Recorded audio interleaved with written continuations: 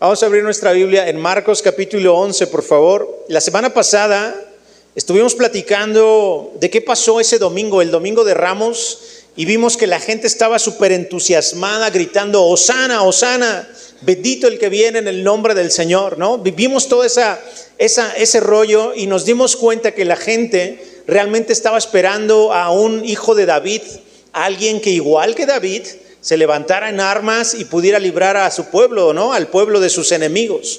Entonces, miren, lo que vamos a hacer hoy es que vamos a ver qué pasó del domingo al día de hoy. Vamos a ir viendo día por día, lunes, martes, miércoles, jueves y viernes. Nos vamos a quedar aquí en viernes y obviamente el domingo vamos a hablar de lo que pasó el domingo. Pero hoy, que es viernes, vamos a hacer este pequeño recuento de lo que pasó el día lunes. Acuérdese entonces, estaba el día domingo, la gente emocionada. Jesús se sentó en un pollino, dijimos que un pollino era un burrito, y entró a Jerusalén. La gente estaba con sus ramos, extendió sus mantos, y la gente estaba entusiasmadísima con esta llegada del Hijo de David a Jerusalén. ¿Sale? Llegó la noche de ese día y Jesús regresa a Betania. Betania, acuérdense que es esta ciudad donde vive Marta, María y Lázaro. Seguramente regresó a su casa para descansar allí. Y miren lo que dice el versículo número 12 de ahí del capítulo 11. Dice, al día siguiente, es decir, el lunes de esta semana o de la Semana Santa, ¿qué pasó por ahí? Bueno, Jesús sale de la casa de Marta, de María y de Lázaro y va caminando por ahí. Jesús tiene hambre, se encuentra una higuera, busca a ver si hay fruto y no hay fruto. Jesús maldice esta higuera y después se van hacia Jerusalén, hacia el templo. ¿Sale? Entra de nuevo Jesús al templo este día lunes y lo que sucede ahí es que encuentra Jesús esta escena en donde el templo de Dios se había convertido en un mercado. La gente estaba vendiendo de todo. ¿De cuál todo? Pues lo necesario para el tema de los sacrificios que se hacían en la Pascua. Entonces ustedes iban a encontrar por ahí mesas donde vendían corderitos, mesas donde vendían palomas, mesas donde vendían harina, mesas donde cambiaban la moneda, porque como venía gente de muchos lugares, era necesario hacer este tipo de cambio de moneda, ¿no? Jesús ve esa escena y por supuesto que el celo de Dios, el celo de la casa del Señor entra en Jesús y Él empieza a hacer lo que ustedes ya saben.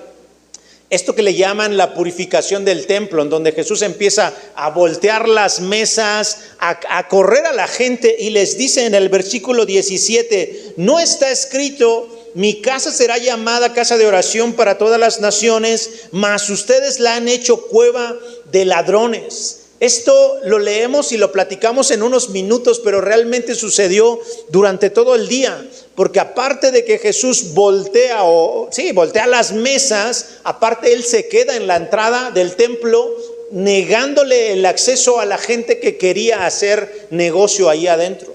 Entonces esto sucedió durante todo el día y Jesús ya en la noche otra vez regresa ahí a Betania, sale de la ciudad. Y miren lo que pasa, el siguiente día en la mañana, este día ya es martes, este día en la mañana otra vez vuelven a salir de esta ciudad y pasan por donde estaba la higuera y Pedrito luego, ¿verdad? Con sus comentarios le dice al Señor, oye Señor, ¿ya viste? La higuera que maldijiste ayer está completamente seca desde la raíz. Y Jesús aprovecha para darle un mensaje a Pedro y a los que estaban con él. Miren lo que dice el versículo 22 del capítulo 11. Tengan fe en Dios, les dice Jesús, porque de cierto les digo que cualquiera que dijere a este monte, quítate y échate en el mar, y no dudar en su corazón, sino creyere que será hecho lo que diga les será hecho. Por tanto les digo que todo lo que pidiereis orando, creed que lo recibiréis y os vendrá. Qué bonitas palabras de Jesús para Pedro. Y todos nos adueñamos esas palabras, ¿verdad? Ustedes pidan y si realmente lo creen en su corazón van a ver cómo lo van a recibir. Pero a veces se nos olvida leer todo lo que sigue, porque ahí no termina la enseñanza de Jesús. Miren lo que dice el 25. Y cuando estén orando, pidiendo todo eso que quieren recibir, perdonen si tiene alguno algo contra alguno, para que también su Padre que está en los cielos les perdone a ustedes sus ofensas. ¿Ya vieron lo que está diciendo? Está bien, pidan lo que quieran, dice Jesús. Pidan, que seguro si lo creen en su corazón, el Señor se los va a dar. Y luego les dice Jesús, pero cuando estén orando, perdonen. ¿Cuántas veces no nos hemos atrevido, verdad? A levantar una oración estando enojado con mi esposo, estando enojada, ¿cómo lo dije? Estando enojado con mi esposa, ¿eh? Ahora sí lo dije bien. O estando enojada con mi esposo o con mis hijos, ¿no? Tuve una situación con mis hijos, les grité, hasta les di una buena nalgada, y hay algo en mi corazón que no está tranquilo delante de Dios, y aún así vengo delante de Dios y oro, ¿no? O tengo un problema con alguien, con alguna persona, algún familiar, con quien sea, y aún así nos atrevemos a venir y a pedirle a Dios. Y Jesús nos está enseñando, oigan, tranquilos, primero perdonen. ¿Qué significa esto de perdonar? ¿Olvidar? Claro que no. Perdonar significa soltar. Es decir, si yo sé que alguien me hizo algo, simplemente eso lo dejo a un lado. Ya no le presto atención. No estoy pensando en cómo le voy a cobrar, en cómo me voy a desquitar. ¿Me estoy explicando? Eso es perdonar. No significa olvidar. Ahora, perdonar tampoco significa que si alguien me ofendió, pues bueno, voy a estar ahí para que me siga ofendiendo. Claro que no. O sea, perdonar no tiene con soportar cosas. Perdonar tiene que ver con soltar, no con soportar. ¿Me estoy explicando? Porque hay injusticias.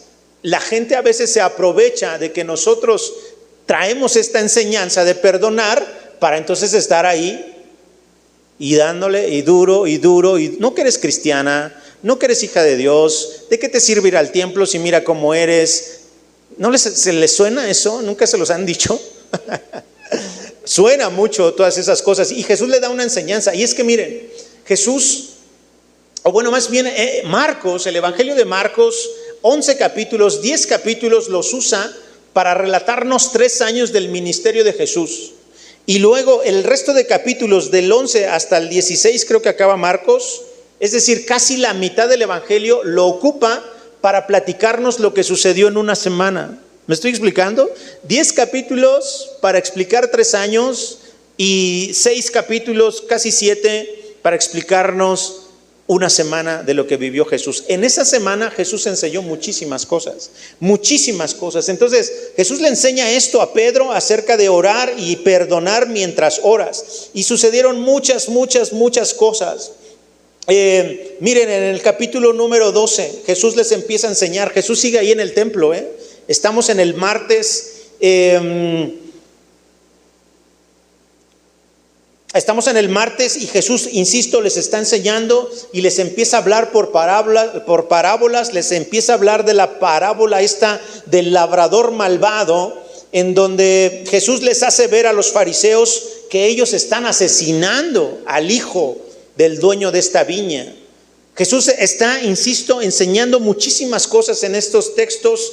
Y bueno, en estos textos, mientras Jesús está ahí en el templo, también le preguntan para poderle tentar acerca de si se le debe dar tributo a César o no. Y es donde Jesús saca su famosísima frase: denle al César lo que es del César y a Dios lo que es de Dios. También había otras personas por ahí que le preguntan acerca de la resurrección y le dicen: oye Jesús, ¿qué va a pasar con una familia que eran 7 hermanos y tuvieron todos ellos la misma esposa porque se estuvieron muriendo?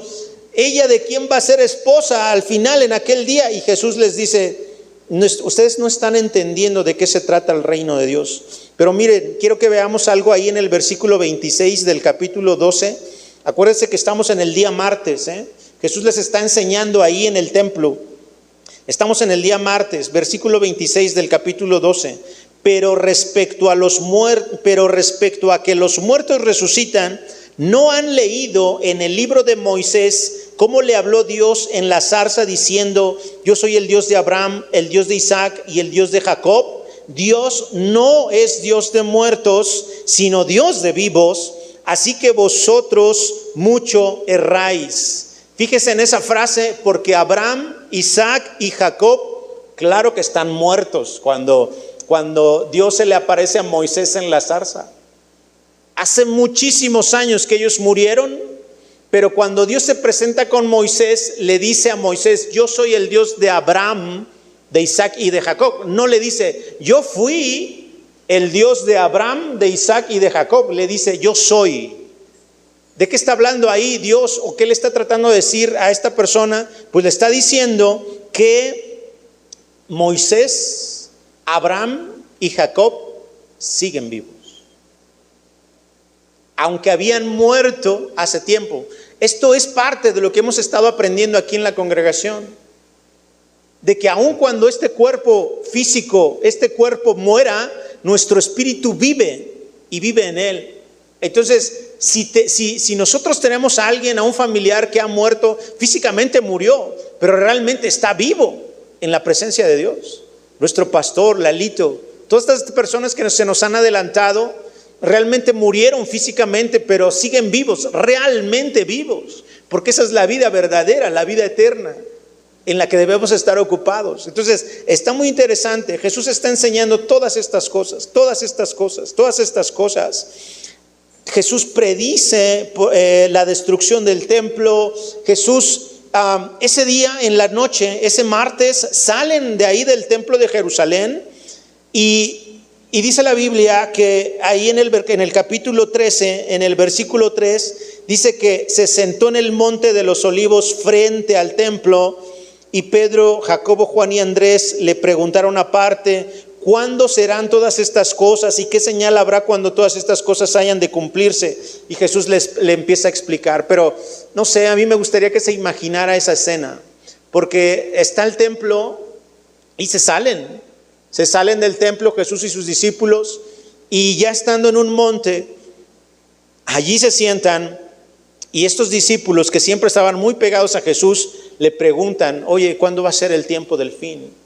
Y Jesús les empieza a explicar. En todo el capítulo 13 les explica. Obviamente no vamos a entrar en detalle, pero la idea es, en todo esto que Jesús les dice, prácticamente les está anunciando lo que hoy estamos viviendo: rumores de guerras, terremotos, hambres, alborotos y muchísimas cosas que vendrán todavía. Y Jesús les dice que, por cierto, pues que estén tranquilos, que no tengan miedo, porque eso no es nada. Van a venir muchas más cosas difíciles y complicadas, ¿sale? Pero Él está pidiéndole a sus discípulos que confíen. Ahora miren cómo Jesús les habla y les dice esto a sus discípulos, y ellos, en lugar de decir: bueno, pues si esto me espera, si todo esto malo me espera en Jesús, pues mejor ahí muere, ¿no? Mejor yo me voy y hago mi vida. Al contrario, ellos en la muerte de Jesús encuentran este reforzamiento, esta convicción de seguir a Jesús, aunque les cueste la misma vida, ¿no? Y gracias a ellos, pues bueno, tenemos estos evangelios. Miren lo que dice el capítulo 14, versículo 1. 2 días después era la Pascua. Estamos en el día martes, ¿cierto? Y en el capítulo 14 dice: 2 días después era la Pascua. O sea que ¿cuándo iba a ser la Pascua? El jueves, claro. Estamos en martes, miércoles, jueves, ¿no? 2 días después era la Pascua y la fiesta de los panes sin levadura, y buscaban los principales sacerdotes, los escribas, cómo prenderle para engañarlo, por engaño, y matarle, y decían: no durante la fiesta, para que no hagan alboroto del pueblo. Entonces Jesús está, insisto, en la casa de estos señores, Marta, María y Lázaro, que lo están hospedando. Hagan de cuenta que Jesús va al templo, sale y se va a la casa de Marta, María y Lázaro. Vuelve a regresar al templo y en la noche vuelve a regresar a la casa de ellos, ¿sale? Entonces ahí en la casa de Marta, en Betania, es cuando sucede esto de que María unge a Jesús, ¿sale? Ahí lo van a ver en el capítulo, ¿qué dijimos? En el 14, ¿no? A partir del versículo 3. Y empiezan a suceder muchas cosas el día jueves. El día jueves se le ocurre a este señor, a Judas, entregar a Jesús. y va con los religiosos, con el sumo sacerdote y les dice, oigan, yo se los voy a entregar. Y ellos, por supuesto que se emocionan porque ellos habían estado buscando cómo lo iban a aprender, cómo lo iban a arrestar, ¿no? Entonces, ¿qué sucede ese día? También Jesús, como ya inició la Pascua el jueves, sus discípulos le preguntan, oye, ¿qué vamos a hacer? No, porque pues ya es la Pascua, tenemos que hacer algo. Y sí, en efecto, Jesús les da instrucciones para ir y acomodar todo, comprar lo que era necesario, el desechable y todo, para poder tener su cena de la Pascua. Esta cena, ustedes y yo la conocemos como la última cena, ¿no? En la Biblia tenemos por ahí esta institución de la cena del Señor, en donde Jesús, ahí en esa cena, sentados todos en esa mesa, les avisa que uno de ellos lo iba a traicionar, ¿no? Todos se preguntaban, ¿quién será? ¿Serás tú? ¿Seré yo? ¿Quién será? ¿No? Al final todos sabemos quién fue, pero bueno, en ese momento, pues entre preguntas y preguntas nunca supieron quién era, porque igual si se enteraban, lo agarraban y ya no lo soltaban, ¿no? Entonces, todo esto estaba sucediendo el día jueves, y miren lo que pasó también. El día jueves, ya en la noche, Jesús lleva a su gente, a sus discípulos, a orar a un lugar que se llama el Getsemaní. Estamos en el versículo 32. Y le dice a Jesús a sus discípulos, oigan, siéntense aquí, entre tanto que yo voy y oro. Y se llevó más para allá a Pedro, a Jacobo y a Juan. Ya sabíamos que estos tres son como de sus más allegados. Y Jesús empezó a entristecerse muchísimo. Esto pasó el jueves, El jueves en la noche. Jesús empieza a entristecerse muchísimo y le dice a estos tres discípulos, les dice, oigan, mi alma está muy triste hasta la muerte. Quédense aquí y velen. Y Jesús se adelanta otros cuantos pasos y él empieza a orar y le dice al Padre, Abba Padre, versículo 36 del capítulo 14. Abba Padre, todas las cosas son posibles para ti. Aparta de mí esta copa, mas no lo que yo quiero, sino lo que tú. La dependencia de Jesús es tal que aun cuando él ya está sintiendo esta angustia, él ya está sintiendo este miedo, él sí, claro que le está diciendo a Dios, oye, si fuera posible que pase de mí esta copa, porfa, pero que no se haga como yo quiero, sino como tú quieres. Por eso nosotros estamos aprendiendo a orar así, porque claro que nos gustaría evitarnos la enfermedad, claro que nos gustaría evitarnos el sufrimiento de que alguien fallece, claro que nos gustaría evitarnos el problema, o más bien, sí, la tristeza cuando las cosas están mal. Pero estas cosas al final, si tienen que suceder, van a suceder. Entonces oramos, claro que oramos pidiéndole a Dios, por favor Dios, ayúdanos con esto, ayúdanos con aquello. Pero al final, por favor, que se haga tu voluntad. ¿Por qué decimos eso? Porque entendemos que su voluntad es mejor que la nuestra. Su voluntad es perfecta, su voluntad es buena.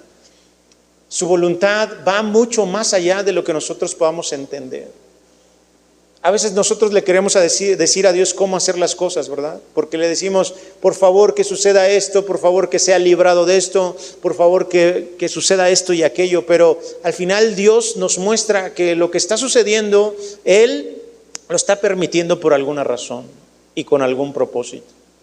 Y todas esas razones y propósitos siempre son para bien de nosotros, aunque a veces no lo logremos entender.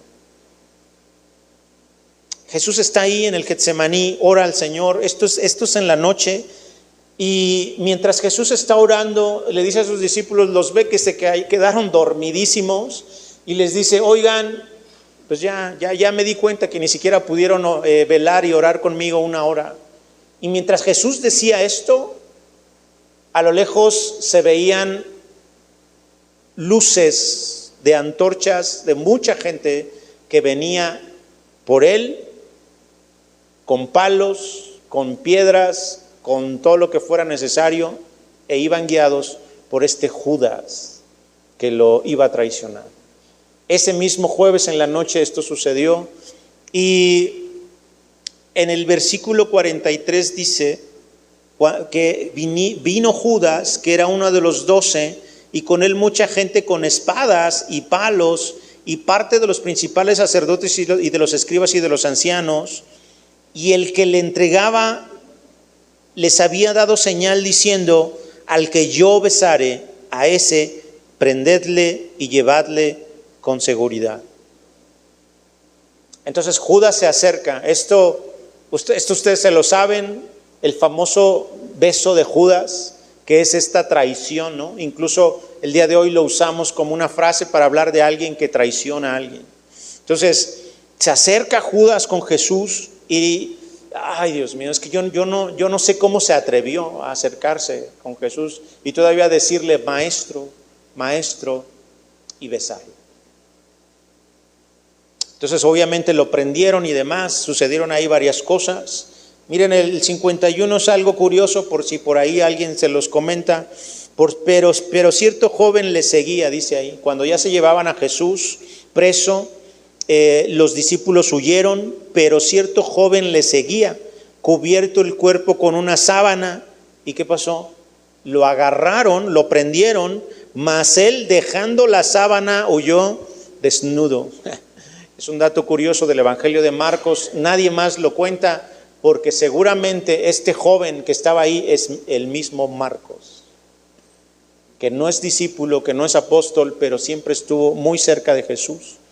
Estuvo ahí tan cerca, él estaba con su sabanita, lo agarran también para arrestarlo y él se zafa como puede y pues ni modo, ¿no? Le tocó huir así, desnudo. Versículo 53, trajeron pues a Jesús al sumo sacerdote y esto sucedió en la noche del jueves. Esto sucede en la noche del jueves, es la madrugada también ya del viernes. ¿Y cómo le hicieron estos sacerdotes y estas autoridades para reunir a todo mundo? ¿Quién sabe? Pero los juntaron para tener una sesión así como que extraordinaria para ver qué iban a hacer con Jesús. Es la noche del jueves y la madrugada del viernes. ¿Sale? Vamos bien, ¿verdad? ¿No se están cansando? Entonces, miren lo que está pasando por ahí. Versículo 60. Entonces el sumo sacerdote, ya que están todos ahí juntos en esta sesión extraordinaria, el sumo sacerdote, levantándose en medio, le pregunta a Jesús: ¿no respondes nada? ¿Qué testifican estos hombres contra ti? Mas él callaba y nada respondía. El sumo sacerdote le volvió a preguntar y le dijo: ¿eres tú el Cristo, el Hijo del Bendito? Y Jesús le dijo: yo soy. Y veréis al Hijo del Hombre sentado a la diestra del poder de Dios, viniendo en las nubes del cielo. Entonces el sumo sacerdote, rasgando sus vestiduras, dijo: ¿qué más necesidad tenemos de testigos? Ustedes han escuchado la blasfemia, ¿qué les parece? Y todos ellos le condenaron, declarándole ser digno de muerte. Y Pedro estaba por ahí.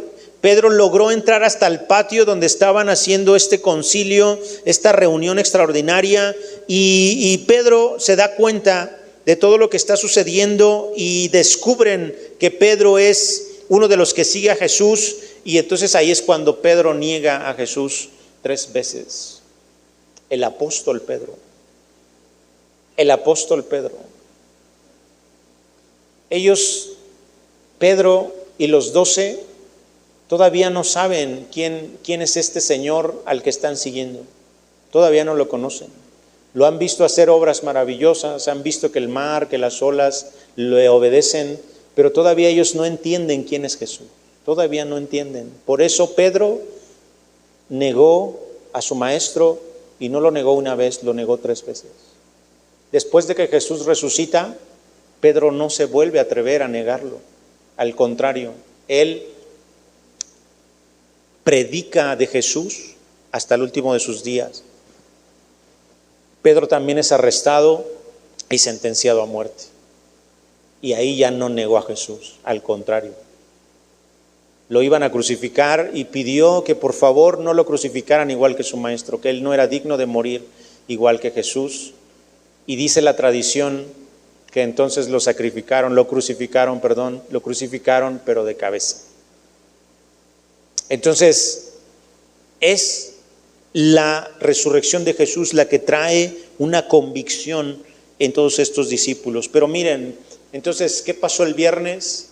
Juzgan a Jesús y tempranito en el capítulo 15, dice: muy de mañana, habiendo tenido consejo los principales sacerdotes con los ancianos, con los escribas y con todo el concilio, llevaron a Jesús atado y le entregaron a Pilato.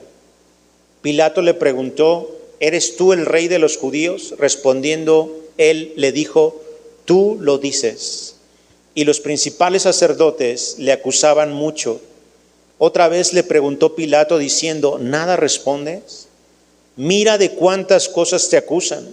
Mas Jesús ni aun con eso respondió, de modo que Pilato se maravillaba. Versículo 6.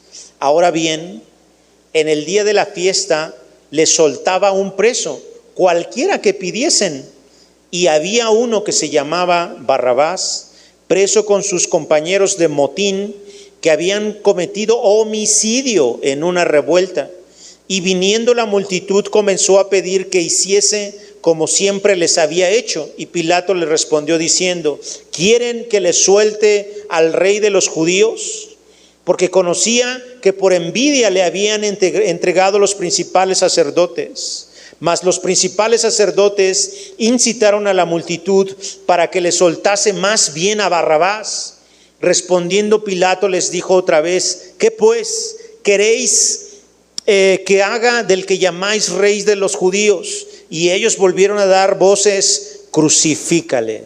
Estamos en el versículo 13, es el día viernes. Y en este día viernes, como les comenté la semana pasada, mucha gente de los que habían visto y de los que habían clamado a Jesús mientras él entraba a Jerusalén, que gritaban Hosana, muchas de esas personas ahora están gritando crucifícale. ¿Por qué están gritando ahora crucifícale? Porque vieron que esta esperanza que ellos tenían de un revolucionario se estaba terminando. Este revolucionario que los iba a salvar levantándose en armas contra sus enemigos estaba preso. Entonces, como estaba preso, ellos habían perdido ya la esperanza de que Jesús fuera su rey.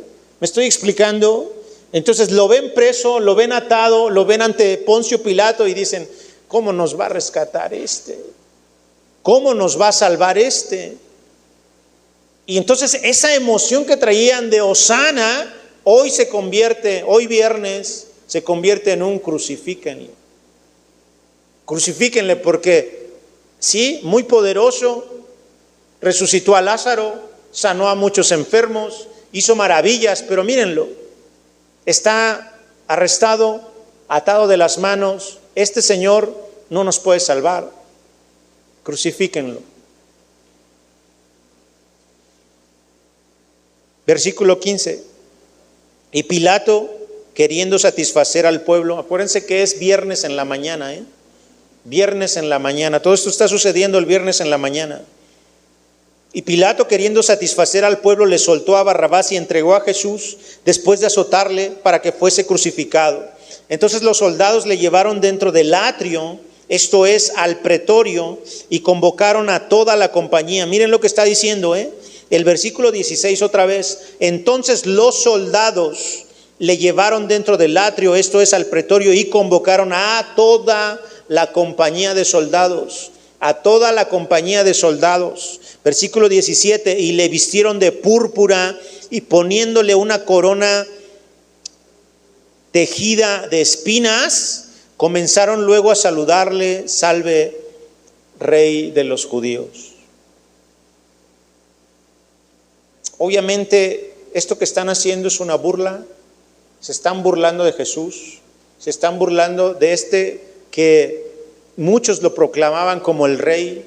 Ahora lo han vestido con púrpura, le han puesto una corona de espinos y le están haciendo reverencias en tono de burla, diciendo: oh, salve, rey de los judíos. Y le golpeaban en la cabeza, dice el versículo 19. Y le golpeaban en la cabeza con una caña y le escupían, y puestos de rodillas hacían reverencias. Después de haberle escarnecido, le desnudaron la púrpura y le pusieron sus propios vestidos y le sacaron para crucificarle. Todo esto está pasando el viernes en la mañana. Estos pequeños versículos del 16 al 20 son esta primera escena en donde han golpeado de manera brutal a nuestro Señor, donde lo han golpeado de una manera inhumana. Regularmente este ser azotado por estos señores era estar hincado, recostado con la espalda descubierta, completamente desnuda, y latiguearlo con un instrumento que lo que hace es rasgar la piel, que entra en la piel y luego al jalarlo rasga la piel, y esto provoca obviamente mucho sangrado. Jesús está empezando a ser golpeado brutalmente, de tal manera que empieza físicamente ahora una agonía que ningún ser humano es digno de pasar por ella. Esto es completamente inhumano, todo lo que está sucediendo ahí. Versículo 21. Y obligaron a uno que pasaba, Simón de Cirene, padre de Alejandro y de Rufo, que venía del campo, a que le llevase la cruz. Y le llevaron a un lugar llamado Gólgota, que traducido es lugar de la calavera, y le dieron a beber vino mezclado con mirra, mas él no lo tomó. Cuando le hubieron crucificado, repartieron entre sí sus vestidos, echando suertes sobre ellos. Todo esto está siendo un cumplimiento de una profecía que está escrita por el rey David, su antecesor, en el Salmo 22. Si ustedes leen todo el Salmo 22, esta es la agonía que sufrió Jesús ahí en la cruz. ¿Cómo lo expresó David en ese momento? En aquel entonces no lo sé. Inspirado obviamente por el Espíritu Santo, él escribe toda la agonía que iba a sufrir Jesús estando allí en la cruz del Calvario. Ahí en el capítulo 22 de Salmos, en el versículo 18, habla de esto, habla de que repartieron y echaron suertes sobre su ropa, ¿no? Sobre esta ropa que traía Jesús.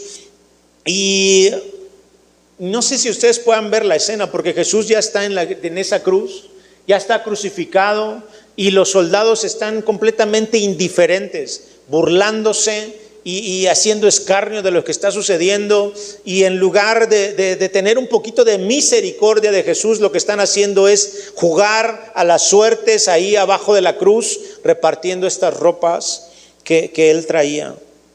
Luego miren lo que dice, versículo 25.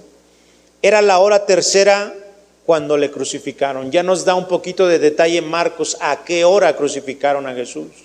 Les dije que este es el día viernes y es el día en la mañana, y la hora tercera, según lo que hemos estudiado y lo que aprendimos justamente leyendo Marcos hace muchos años, es que la hora tercera son las 9 de la mañana. A las 9 de la mañana del día viernes, lo que conocemos como el Viernes Santo, crucificaron a Jesús. Jesús estaba ya clavado en esa cruz. La gente se estaba burlando, la gente estaba escupiéndole, maltratándole, diciéndole mil cosas. Y dice el versículo 26, el título escrito de su causa, la causa por la que lo crucificaron, es el Rey de los Judíos. Esto también es una burla de este señor, de Poncio Pilato, porque él está otra vez haciendo una expresión, mofándose de quién dijo Jesús que era él, el Rey de los Judíos. Pero aun cuando él se está burlando, realmente allí hay una inscripción que es real. Jesús es el Rey de los Judíos. Alguna vez cuando les hablé de cómo Dios inclina el corazón de las autoridades para que se haga su voluntad, esta es una de ellas.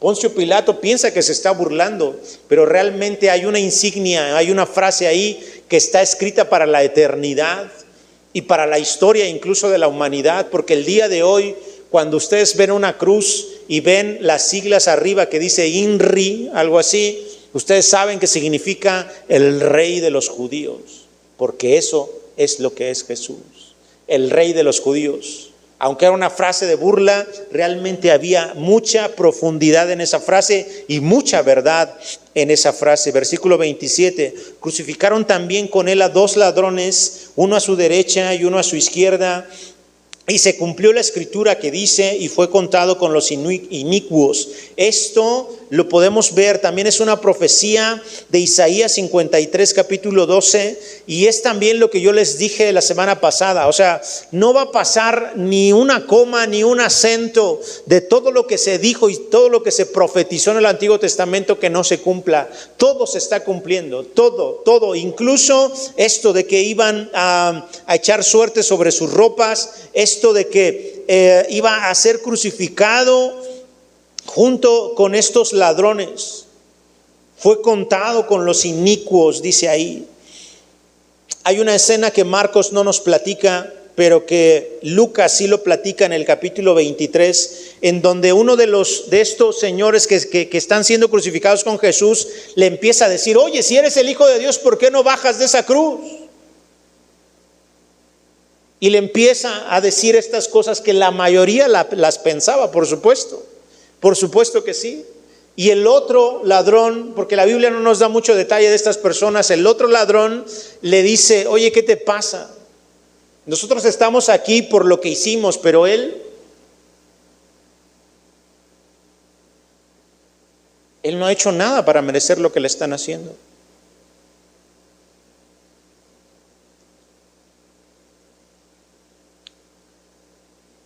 Y es cuando Jesús le dice: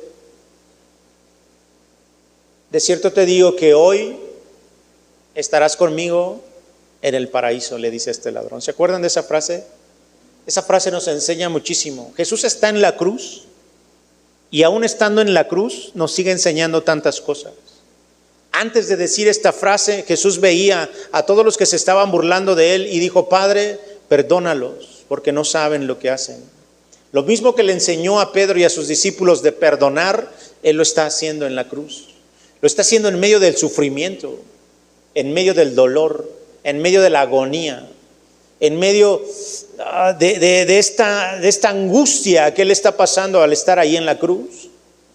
Él está diciendo: perdónalos porque no saben lo que... Y no era una expresión al aire. Jesús estaba realmente deseando que Dios no les tomara en cuenta lo que estaban haciendo.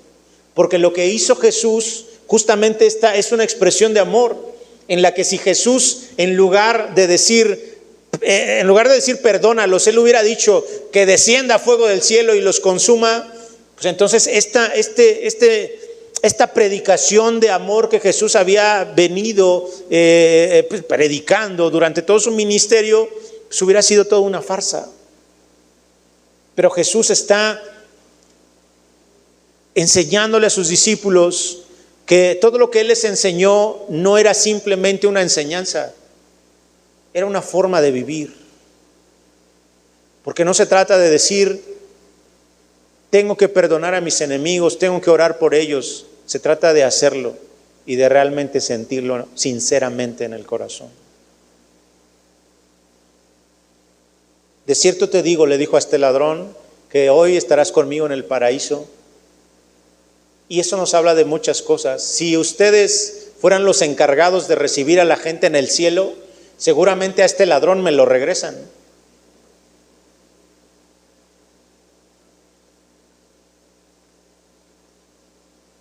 Porque él ni se congregaba a ningún lado, ni mucho menos seguía a Jesús. Nunca en su vida había orado. No sabía qué onda con lo que Jesús estaba enseñando. ¿Le interesaba a Dios? Seguramente no. ¿Hizo obras buenas? No. Al contrario, robaba a la gente. Si a mí me dicen: oye, ¿qué onda? ¿Lo dejas pasar o no? No. ¿Es un ladrón? ¿Conoció a Dios? No. ¿Se bautizó? No. ¿Iba a la iglesia? No. ¿Cómo es que está aquí? Porque reconoció que Jesús era una persona justa y que Él era el Salvador que había enviado Dios aquí a la tierra. Eso es lo que necesita el ser humano para poder ganar la gloria: reconocer a Jesús. No seamos, familia, de los que mandamos a todo mundo al infierno. Seamos de los que queremos que todo mundo se vaya al cielo. ¿Cómo? Reconociendo a Jesús como su Señor y como su Salvador. recibiéndole en su corazón y creyendo en Él. Eso es lo que dice Juan, ¿no? A todos los que le recibieron, a los que creyeron en su nombre, les dio el permiso. Dice ahí, les dio la potestad. Esta palabra significa les dio el permiso de ser hechos hijos de Dios. ¡Qué maravilla! Versículo 29 de Marcos 15.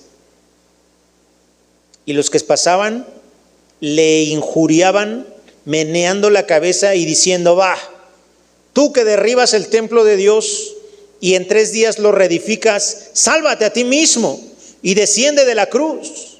Esto también está en el Salmo 22. Qué impresionante que el Salmo 22 nos dé tanto detalle de lo que iba a pasar ahí en la cruz. Qué impresionante, de verdad. La gente está pasando por la cruz y lo que están haciendo es moviendo la cabeza. Y a lo mejor hasta viendo al mismo Jesús y diciéndole: hey, ¿tú qué dices que puedes levantar el templo en 3 días? Sálvate a ti mismo. Todos los que están ahí al pie de la cruz están viendo las cosas naturales. Ninguno de ellos alcanza a ver lo que Dios realmente está haciendo. Porque Jesús pudo haber bajado de esa cruz. ¿Ustedes qué creen? ¿Creen que pudo haber bajado de esa cruz? Claro que sí. Claro que sí podía. Y le estaban gritando: sálvate a ti mismo y desciende de esa cruz. Pero jamás le pasó por la mente a Jesús bajar de ahí. Porque era o salvarse él o salvar al mundo.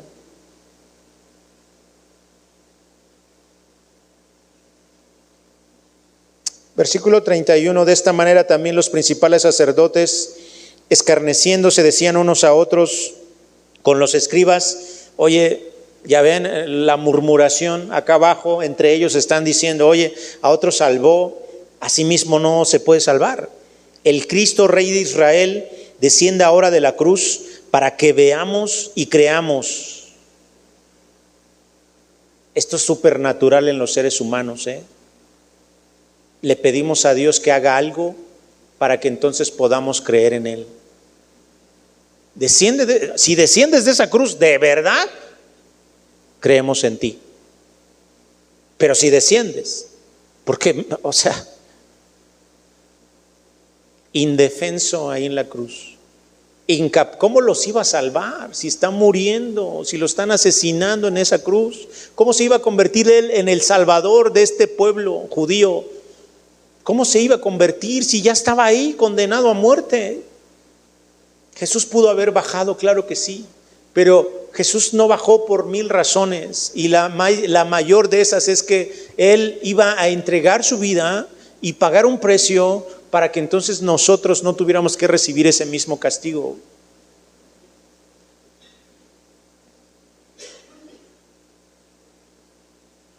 También los que estaban crucificados con Él le injuriaban. Versículo 33, cuando vino la hora sexta, miren, la hora tercera dijimos, ¿verdad? Que fue cuando lo crucificaron, es decir, las 9 de la mañana. Ya pasaron bastantes horas. Dice que ahora a la hora sexta. ¿Qué hora es esto? A las 12 más o menos del mediodía, ¿no?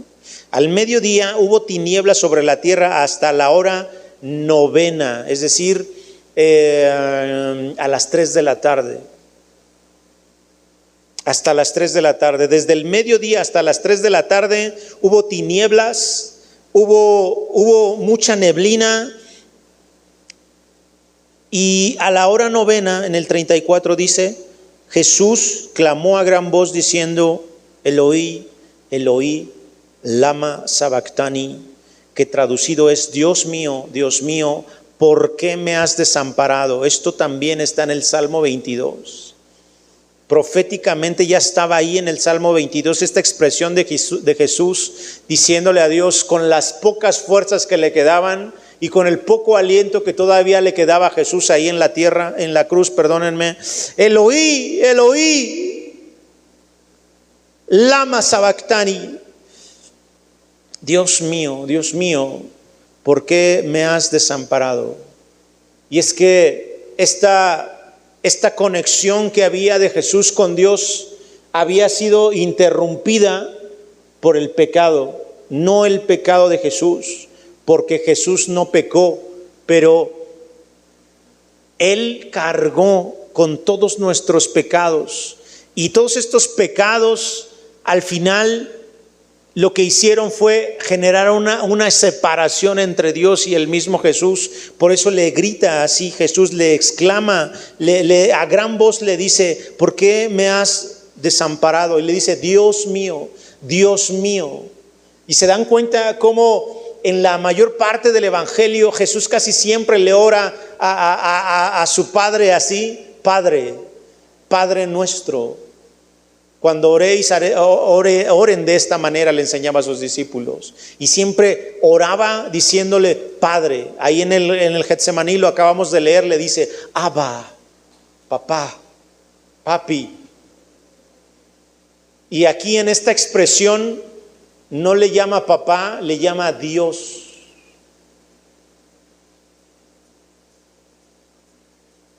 Esta conexión, esta separación que nunca se había dado, porque desde la eternidad siempre ha estado junto el Padre y el Hijo. Aquí no hay una separación como tal, pero sí Dios de alguna manera tiene que voltear su rostro, porque el pecado que Jesús está cargando no le permite a Dios estar ahí.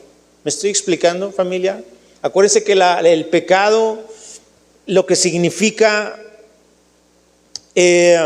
lo que hace el pecado es separarnos, pues, separarnos de Dios. Hay una separación. Padre mío, Dios mío, Dios mío, ¿por qué me has desamparado? Y algunos de los que estaban ahí decían al oírlo: miren, llama a Elías. Se sigue burlando la gente, se siguen burlando de todo lo que está sucediendo allí. Y corrió uno y, empapando una esponja en vinagre y poniéndola en una caña, le dio a beber, diciendo: dejad, veamos si viene Elías a bajarle. Mas Jesús, dando una gran voz, expiró. Jesús es colgado en el madero, entonces desde las 9 de la mañana. Pasa toda una agonía allí hasta las 12. De las 12 empieza a suceder algo en el mismo cielo. La misma tierra está gimiendo por lo que está sucediendo. Las tinieblas están cubriendo todo ese lugar. Y dan las 3 de la tarde, y a las 3 de la tarde, después de que Jesús clama a gran voz diciendo: Dios mío, ¿por qué me has desamparado? Y después de que Él encomienda su alma y su espíritu a Dios, que Marcos no lo menciona, pero los otros evangelios sí: Padre, en tus manos encomiendo mi espíritu. Eso a las 3 de la tarde, después de exclamarlo, murió.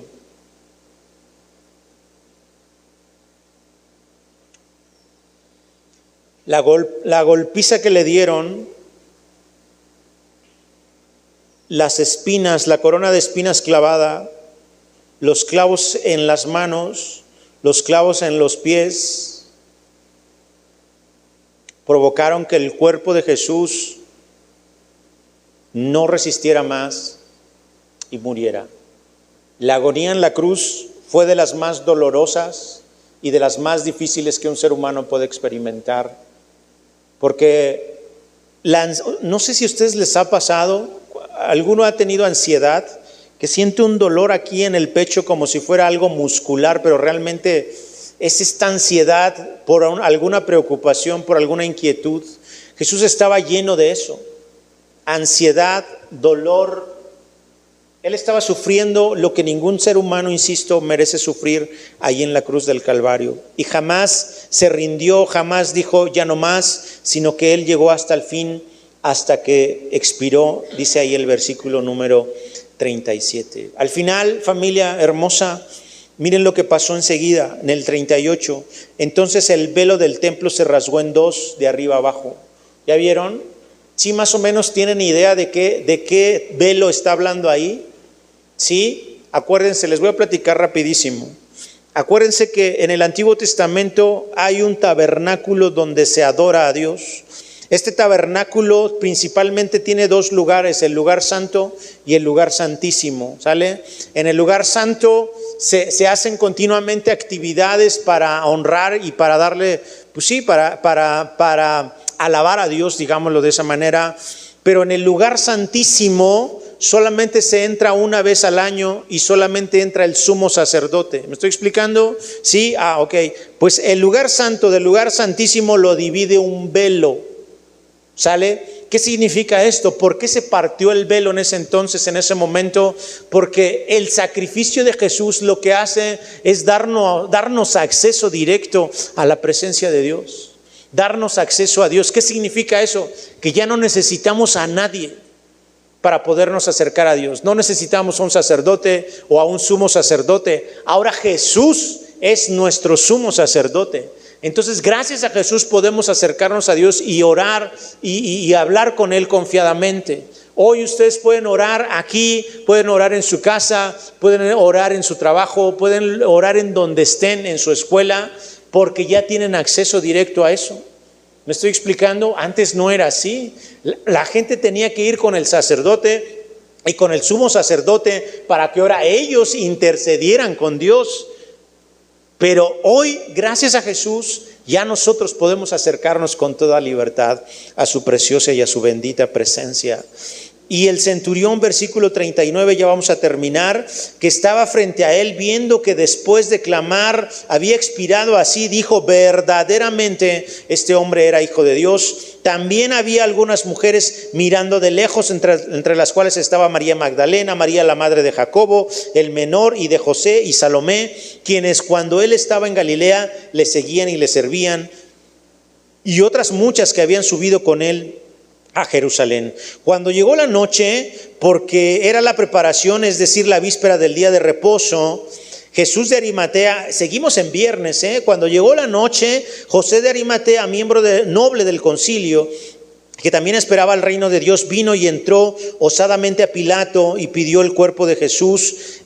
Pilato se sorprendió de que ya hubiese muerto, y haciendo venir al centurión le preguntó si ya estaba muerto, e informando por el centurión dio el cuerpo a José, el cual compró una sábana y quitándolo lo envolvió en la sábana que estaba cavado, y lo envolvió en la sábana y lo puso en un sepulcro que estaba cavado en una peña, e hizo rodar una piedra a la entrada del sepulcro, y María Magdalena y María madre de José miraban donde lo ponían. Todo esto sucedió, familia, el día viernes, un viernes que el día de hoy estamos de alguna manera recordando, de alguna manera conmemorando.